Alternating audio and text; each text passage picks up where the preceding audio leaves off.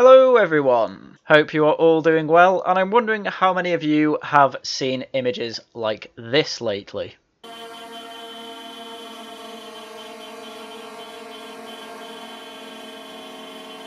Apologies to any headphone users out there. But yes, this is the Freedom Convoy video from Haryan and Gláeddyv. I want to take a good look at what's actually going on over in Canada, because to be quite honest, I don't really know too much about what's going on. Other than the truckers seem to hate Justin Trudeau for certain mandates, exactly which ones to do with the COVID restrictions I do not know.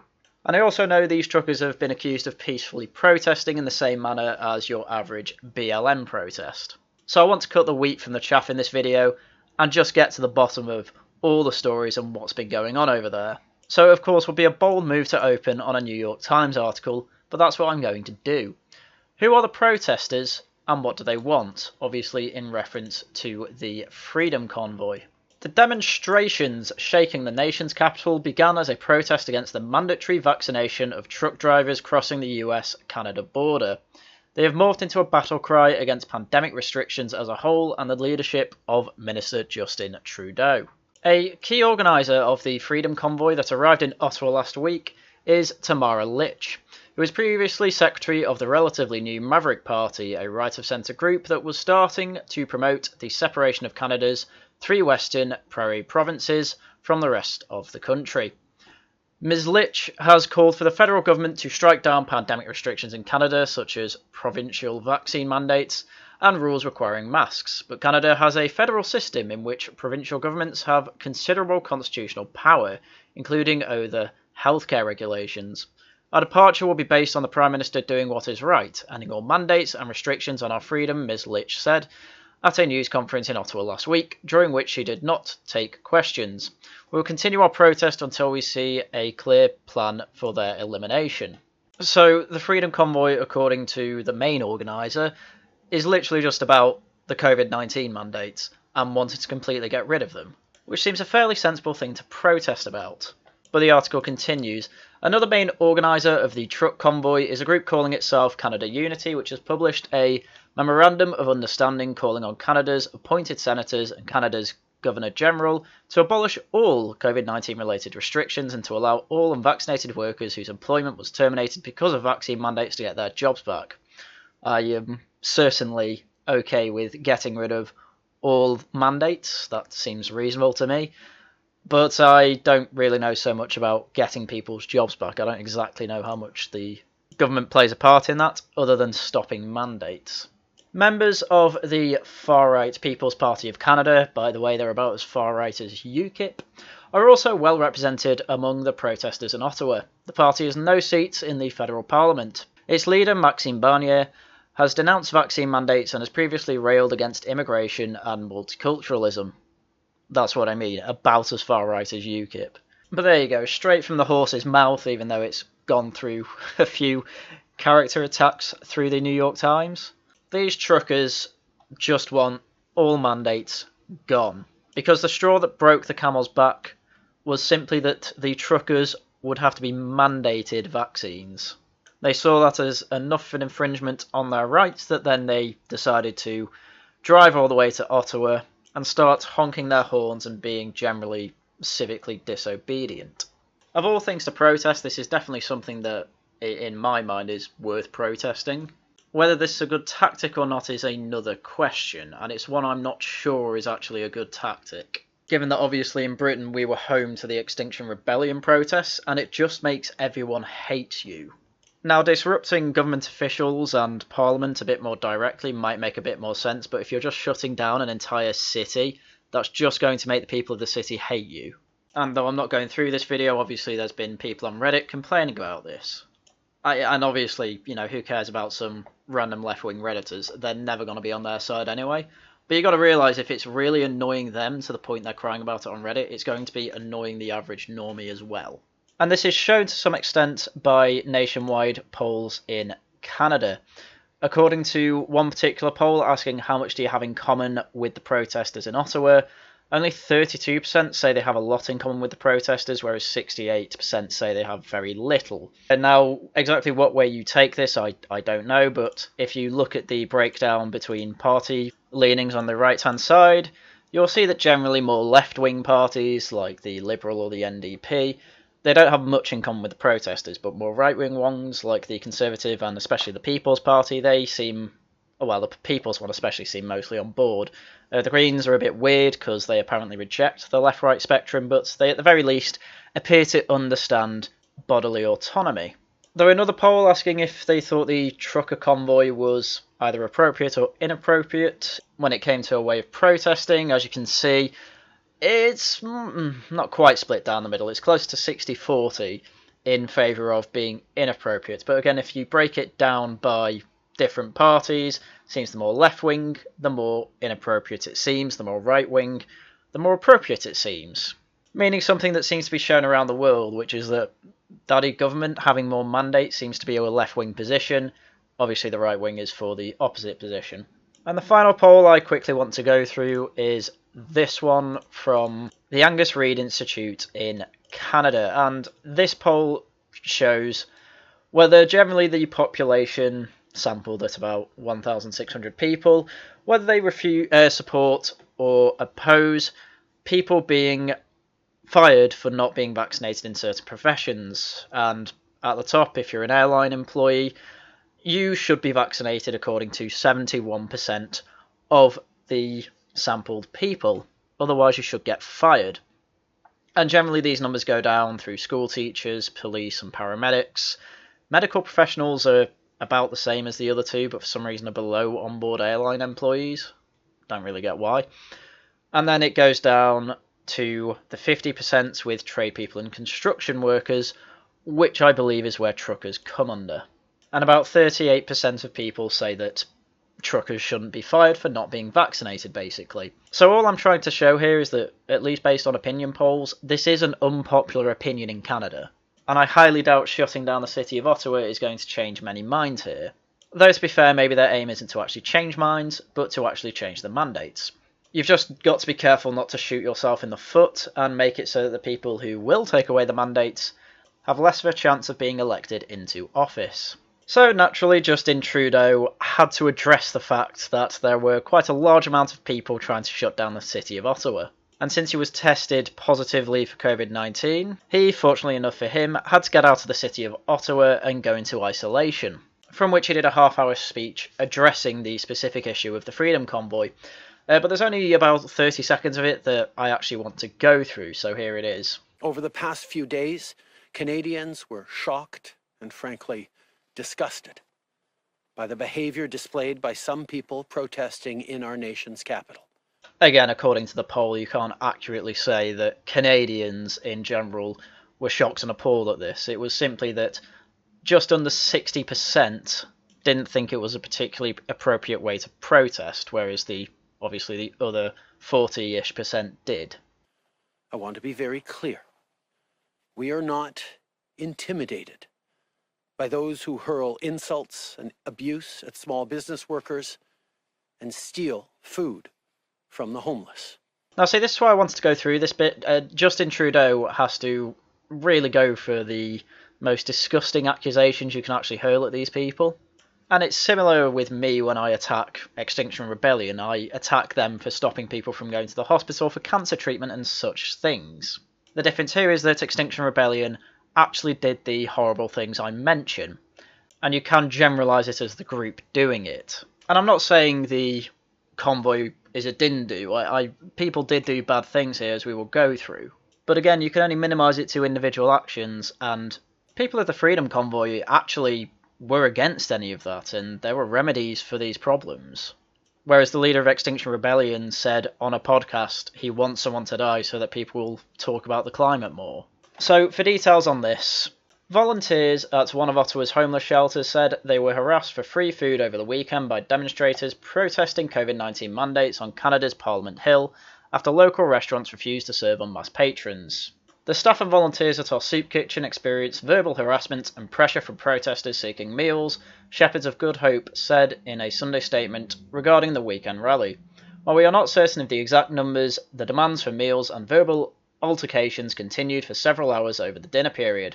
One member of our shelter community was assaulted by protesters, A security guard went to his aid and was threatened and called racial slurs, the organisation added. Now, as much as I can sympathise with people being hungry and not being in a position to get much food, this is obviously wrong, and I have no problems with the police arresting these people, especially the one, or ones, the article says there was more than one, who assaulted the volunteers. That is obviously a crime, and all violence is obviously unjustified. And clearly this was an issue that people saw and wanted to remedy, so not too long after, this is 5 days after this incident, there are now soup kitchens being set up around the Freedom Convoy outside by, again, volunteers, to feed the people of the Freedom Convoy. So Trudeau has to find examples of something that doesn't actually represent the Freedom Convoy at all, and is actually clearly rejected, and an issue clearly being resolved by the people of the Freedom Convoy. We won't give in to those who fly racist flags. Now, this is another weird incident, because there's been a couple of pictures of the same people with... I mean, there was one Nazi flag and a Gadsden flag, which I find a bit weird in Canada. But the weird thing is that absolutely no one knows who these people are. They were seen on one day for about an hour, and there's literally been none since, and all you can ever find in the news is absolutely everyone condemning it. So in short, this was completely unacceptable. We don't even know if it was a troll or some sort of false flag. It was obviously completely outright rejected by the Freedom Convoy, and yet it's being used to paint them all as Nazis. So again, not a particularly good thing to attack these people with, Justin Trudeau. We won't cave to those who engage in vandalism or dishonour the memory of our veterans. Now, this is the last one, and again, it was a weird one. It didn't look like they'd effaced anything, and it definitely doesn't look like anything was vandalised, especially when it comes to the war memorial. So this appears to be what Trudeau is referring to by the desecration of a war memorial.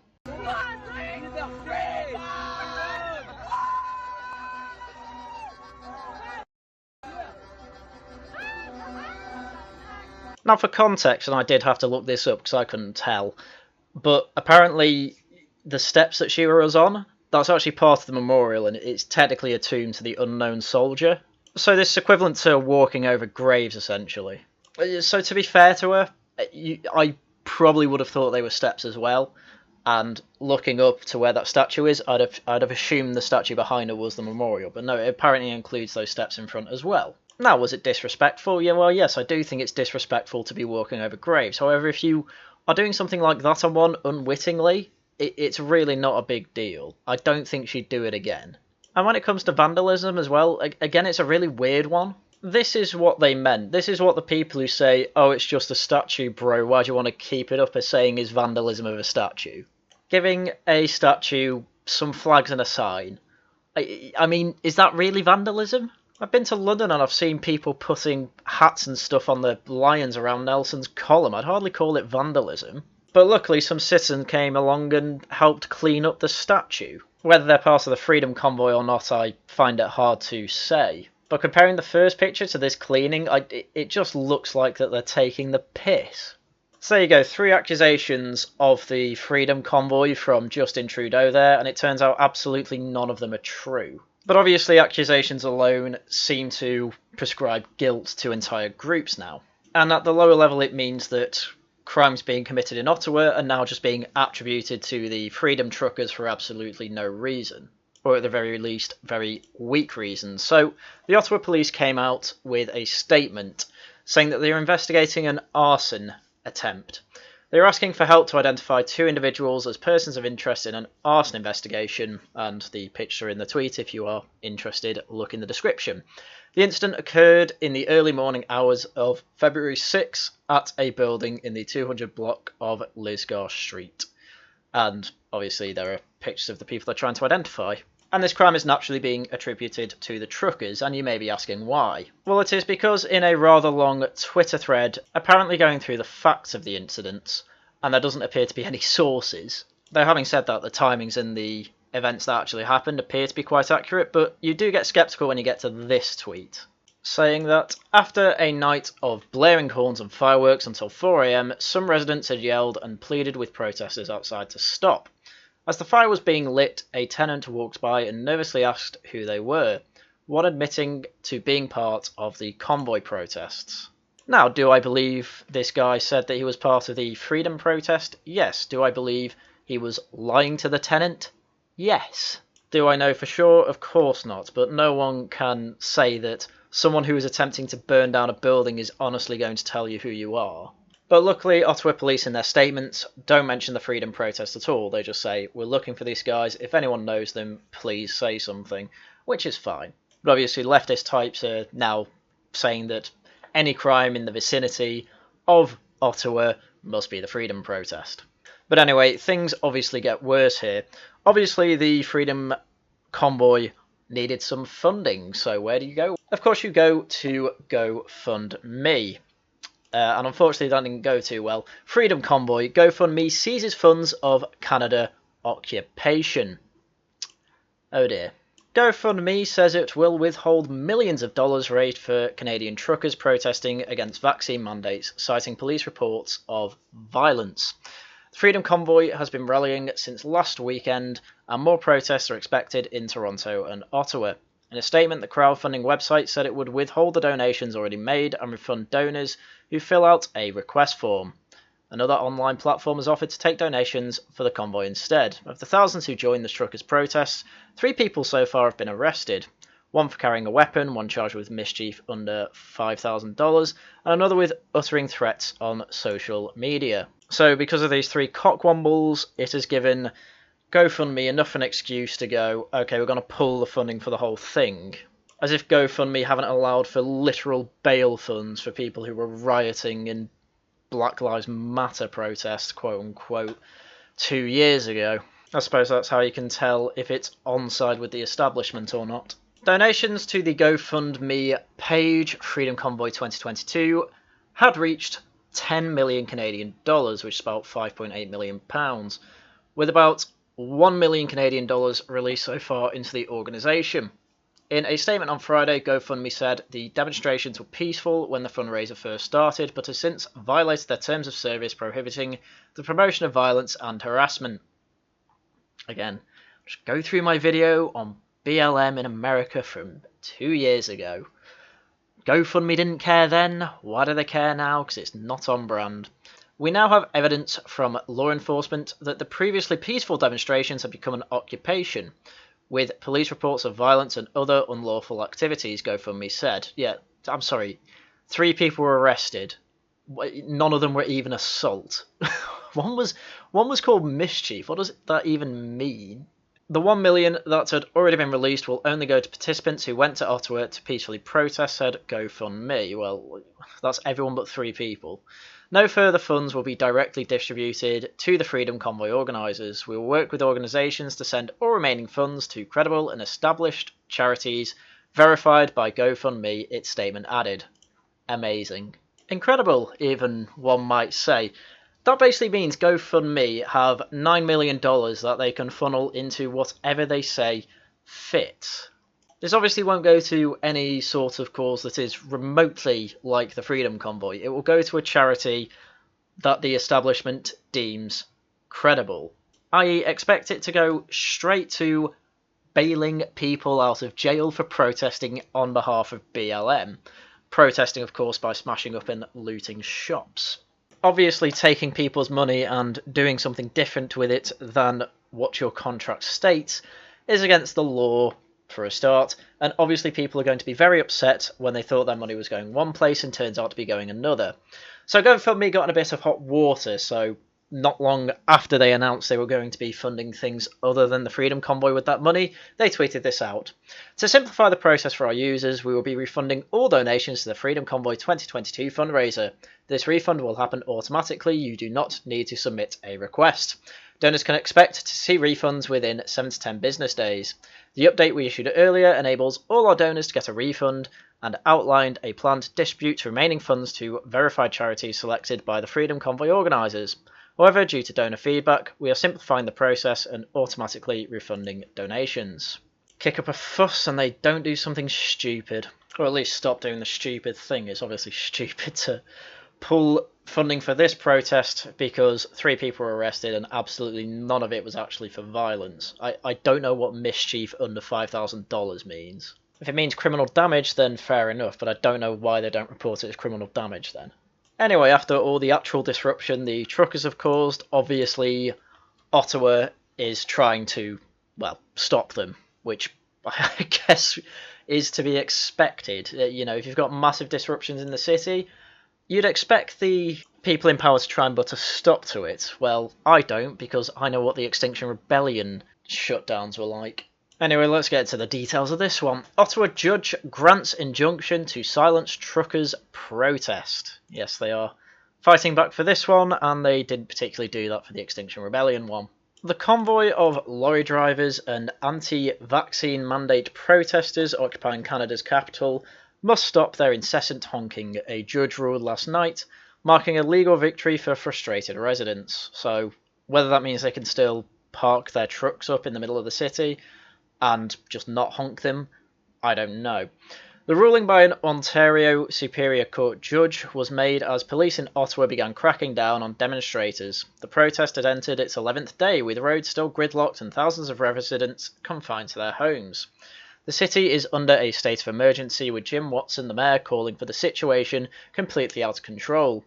On Sunday night, police began confiscating fuel and making arrests. Yes, if you gave fuel to any of the protesters, that was enough to be arrested. How arresting people for giving the truckers the means to actually move their big old semis is beyond me, but I mean, these are politicians we're talking about. They don't always have the best ideas.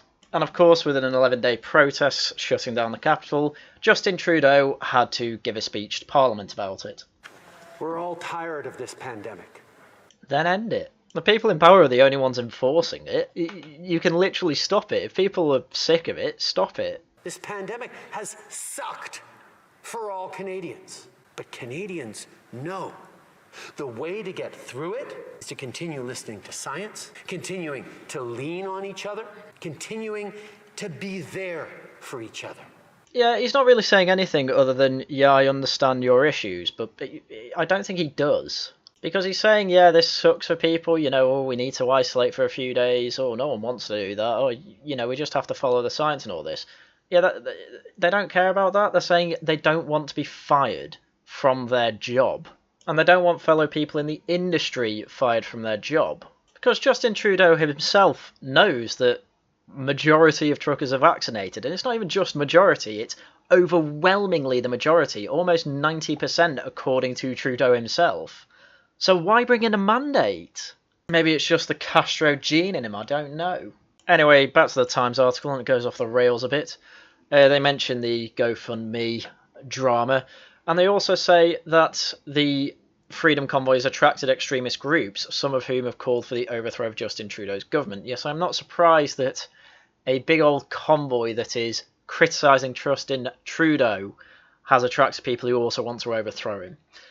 How many of the truckers are part of this extremist group, I don't know. How extreme they actually are going beyond, I want Justin Trudeau out of government, I don't know, because the Times isn't very good in this case. It has also garnered support from right-wing American politicians, including Donald Trump and Ted Cruz. Yeah, I'm not surprised. Those two are libertarianly minded. The lorry drivers have blocked streets in front of Parliament and slept for days in their vehicles. Hung on the trucks are Canadian flags and banners denouncing Trudeau, as well as unsettling slogans such as liberty or death, and the media is a virus, and far-right insignia. Well, we've gone through the far-right insignia. Liberty or death obviously means, you know, either I have freedom or I will die, and the media is a virus, well, that might only be unsettling for people in the Times. We're not interested in making those people comfortable who are illegally blocking city streets, Watson told CTV, a broadcaster, yesterday. I'm pretty sure it's illegal to gridlock an entire city on purpose. This group says they're all about freedom and against lockdowns, while they've created a lockdown in our downtown core. Yeah, that's the point. The mayor suggested that Trudeau appoint a mediator to help to end the occupation. For days, police have opted to stand aside, fearing an escalation, while protesters harassed residents, blared their horns, set off fireworks, stockpiled propane, and ambled through police barricades with fuel containers. So, obviously, we've gone through the harassing residents thing. Yeah, obviously, they're going to get arrested, and they should be. Blaring horns and setting off fireworks, again, not illegal. Stockpiling propane, well, they need a cook. And, ambling through police barricades with fuel containers, yeah, that's going too far as well, I think.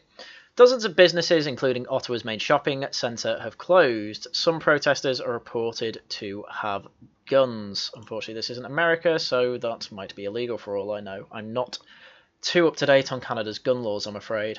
Officers have now opened more than 60 criminal investigations and since Saturday have issued 450 tickets or notices of offence. Fair enough, they are breaking laws. A handful of arrests were made on Sunday night and 3,000 litres of fuel were seized. Oof. Judge Hugh McLean granted the injunction to silence the car and lorry horns for 10 days. Tooting a horn is not an expression of any great thought I'm aware of, he said. Well, that's not really a great reason alone to silence horns, but, if you were saying noise pollution's getting completely out of hand, that would be more fair.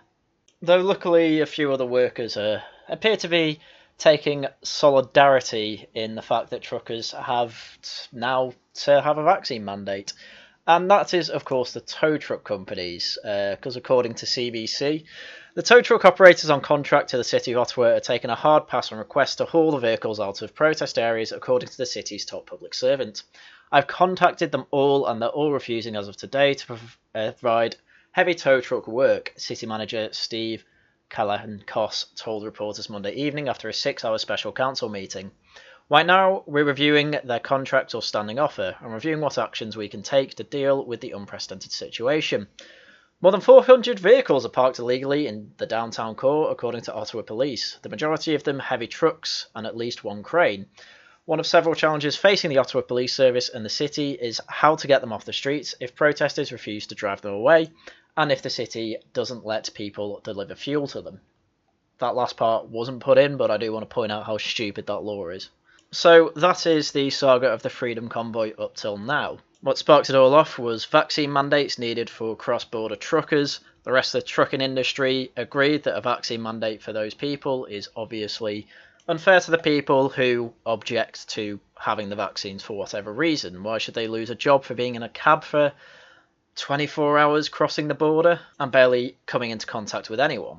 From there, organisers went further, because if you're going to negotiate, always go further than what you actually want, and said that all vaccine mandates must go.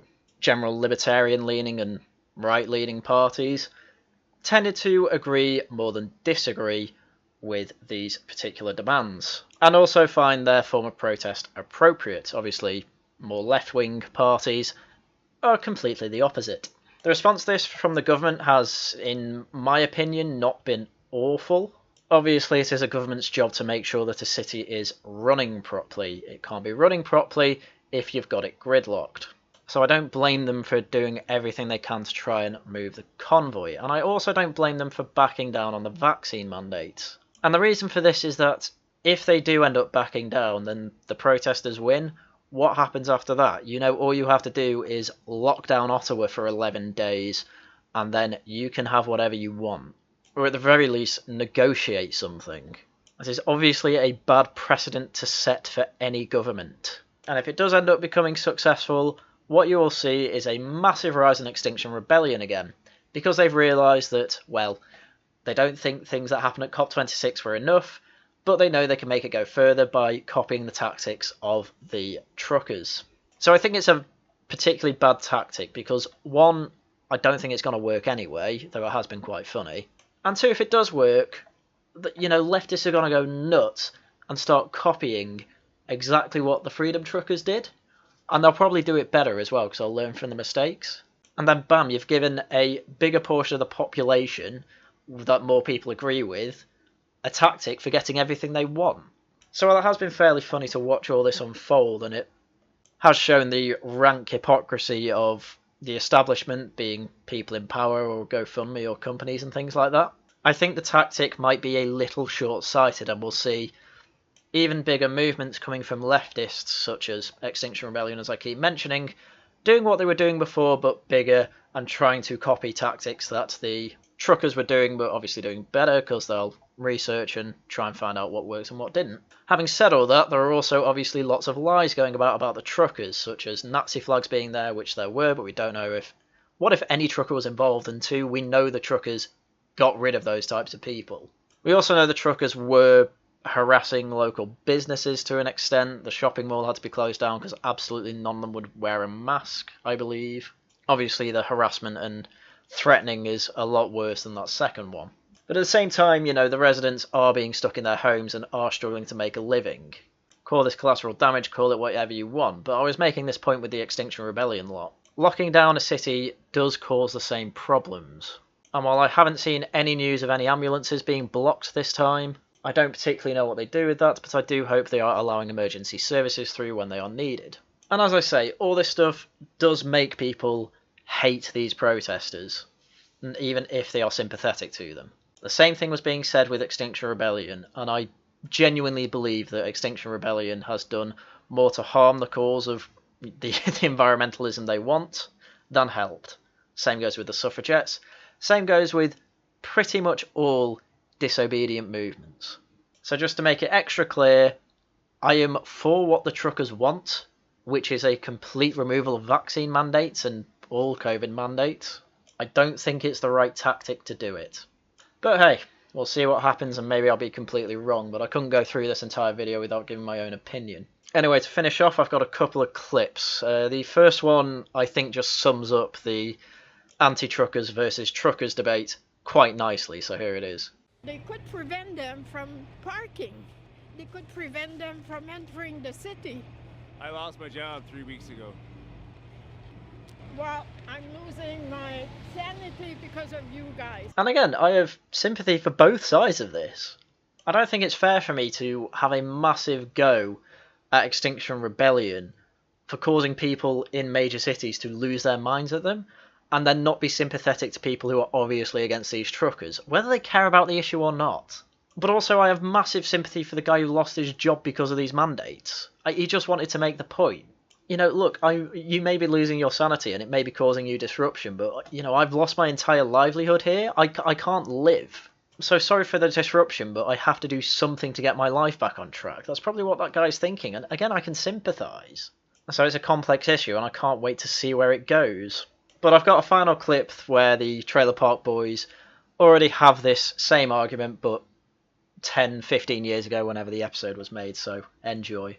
But before I do that, as usual, thank you very much for watching, and until next time, goodbye. Way of the road, buddy. Yeah, I don't know if you noticed or not, Ray, but you're not on the road. Your rig cab doesn't move an inch. Way of the road, Bubs.